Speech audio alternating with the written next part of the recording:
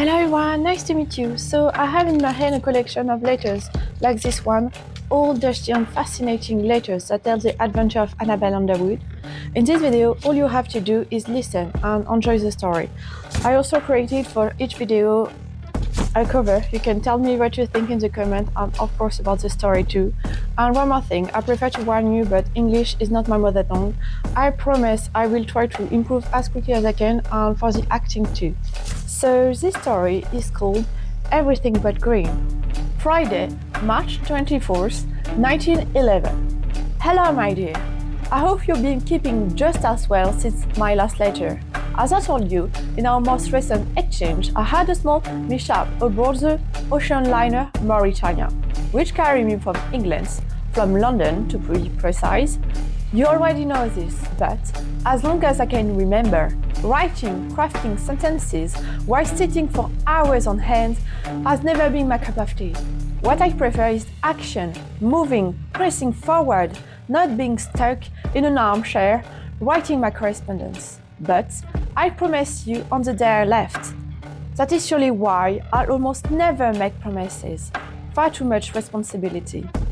So, as I promised, and as you so rightly remind me in your last missive, I will try to recount the events of the past few days more slowly and with greater care, so that you may better understand and better immerse yourself again in this atrocious affair.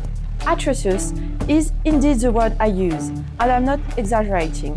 Vile, dreadful, even horrible would have been easily synonyms for the events of these last few days, which I am about to reveal to you. So, let us go back, if you will, to a few hours after Hayden and I disembarked from the Mauritania. We had grown close enough to reach that stage when we call each other by our first name, leaving aside our pompous and tedious surnames. We had an appointment at Columbia University to meet the renowned Professor Johnson, great explorer and specialist of subatlantic and Atlantic lands. He is the conductor of this expedition. We decided to take a taxi rather than the bus. With all our luggage, it seemed more convenient. And indeed, it was an excellent idea, for Hayden's equipment was extraordinarily heavy.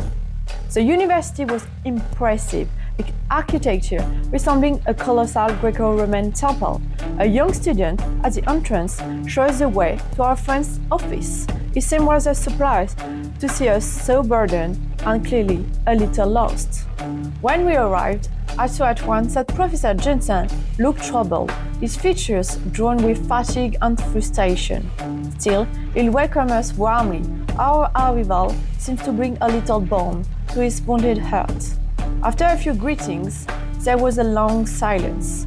We let him breathe, expecting the worst, the outright cancellation of the trip. But for now, it was merely postponed by a few weeks. A gala was soon to be held, and he was certain that he would find there a generous and charitable soul willing to finance his project. We simply have to wait a few weeks until the money could be negotiated. He tried in every way to reassure us, insisting we should not worry. He repeated that the journey would go ahead as planned very soon.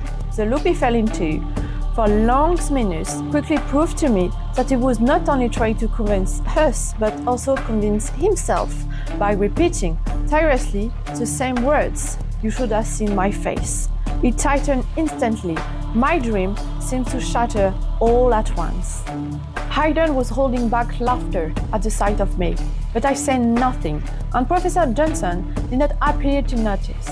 And so I found myself stuck for several weeks with nothing to do, bored out of my mind, for while my reputation was beginning to be known in Europe, it meant nothing here.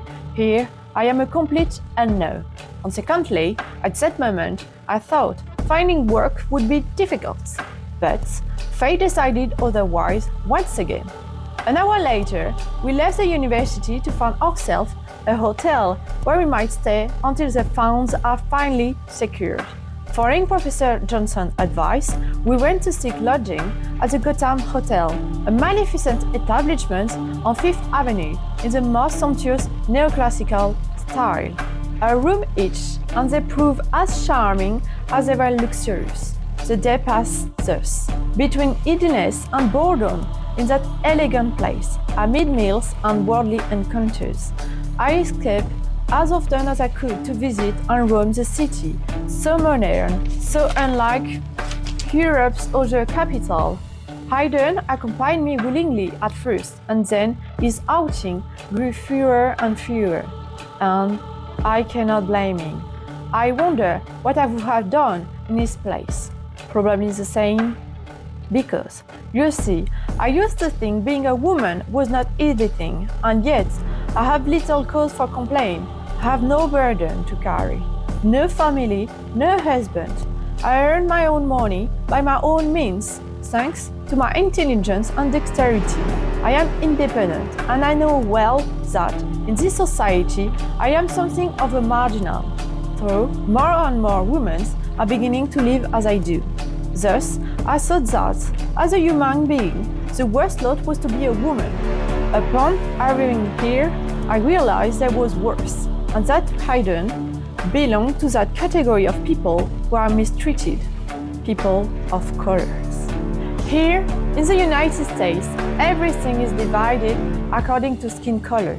Faces, transport, neighborhoods, housing, even the toilets. Everything is split in two, and without realizing it, Haydn sometimes made the mistake of standing in the wrong place. And more than once, he was comforted for it. A man even insulted him on the bus when he did not get up quickly enough to give up his seat. What a strange, frightening country, so far from my values. I do not like this view of the world at all, and I hope we will not remain trapped here for long, for I cannot understand the treatment poor Haydn is enduring without any valid reason, as far as I can see. If a color defined a life, what a stupid world we live in, sadly, such as the laws of this country.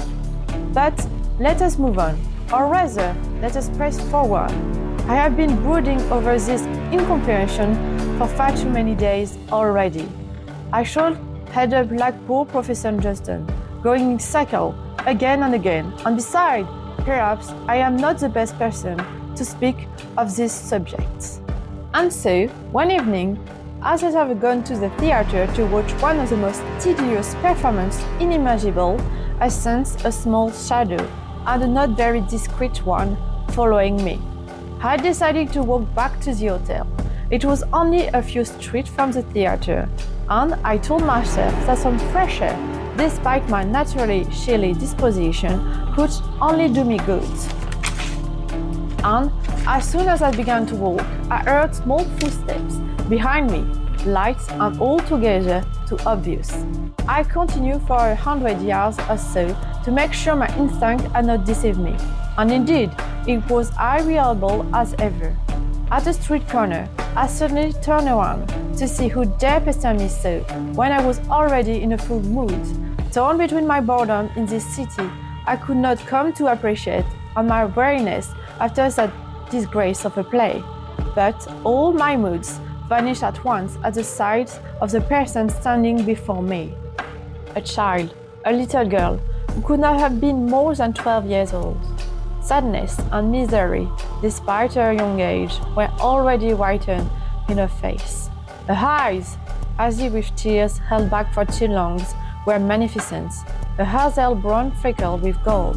Her dark skin and brown hair, tied back, only made them stand out more. She was a beautiful little girl. A tear slipped down her cheek as she began to speak. She asked me whenever I was truly the famous Annabelle Underwood. No thought a word. I was flattered, but also rather surprised by her question, which raised more mysteries than it answered. I replied as gently as I could, dropping to one knee to bring myself to her height. I told her that it was indeed my name, and then asked why she had followed me and why she was seeking me out. A second tear collapsed onto her cheek before she unclasped and held out to me the little necklace she wore around her neck, a locket. which she opened to reveal 2 photographs. A little astonished, asked why, since she was surely offering me the most precious thing she owned, and I do not speak only of the locket itself, but also of the photograph, which, without a doubt, must have been her older sister. The two look as alike as 2 drops of water. The only difference was age. Indeed, her sister must have been easily 10 years older. A photograph, a rare and precious object. In the other picture, one could see her family, her 2 parents and her sister, much younger. This child did not appear in either photograph, but genetics left no doubt as a place within that family. Holding back yet another wave of tears, with all her courage, she began to speak again, repeating the same words over and over. Please, find my sister. I beg you, find my big sister. Please. I could see that each word burned her throat as much as it burned her heart. I gave her a few moments to catch her breath, while tears continued to roll down her cheeks despite herself. Then asked her to explain in more detail the how and why, and above all, how she knew me, how she had found me. The little girl wiped her tears, took a deep breath, and poured out everything she has to tell me as quickly as she could. Her sister had disappeared a few days earlier. She had never come home after her evening drive. To simplify my explanation, know that the little one is called Pearl, and her older sister is called Louise. Louise worked back there in a textile factory well known in the Greenwich district, a place not far from here, reputed to have many factories. In the evening, she worked in a small restaurant where artists were free to make music as they pleased. A small stage was available to anyone who wishes to share their music, their voice, or simply a moment with the audience before them. Louise, just before closing, and where her employer Lloyd's loved to sing a melody she had composed.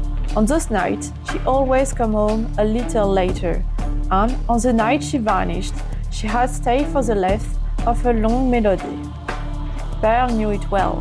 Her sister had been singing it almost every night lately, just before going to bed. Pearl would wake up each time to hear it, then fall asleep again. Her sister worked a great deal, far too much, to provide for them, and she usually left for the factory around 7 o'clock and did not return before midnight, at the earliest. Louise's dream was for Pearl to pursue higher studies.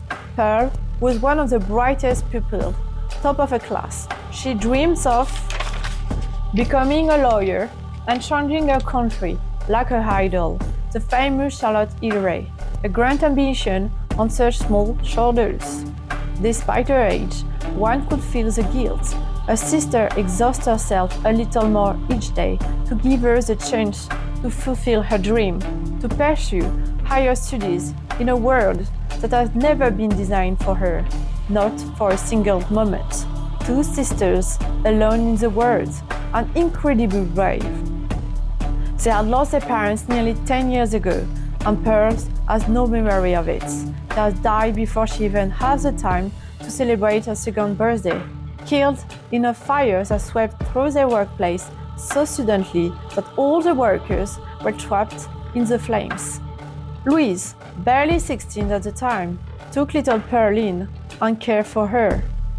And every time Pearl spoke of her sister, all her love for Louise could be felt. Her account, as you can see, was tangible. She wanted to give as much information as possible, and so she became confused. At the end of our conversation, Pearl closed the locket and held it out to me with both hands. She wanted to pay my fee with that jewel so that I would investigate and find her older sister.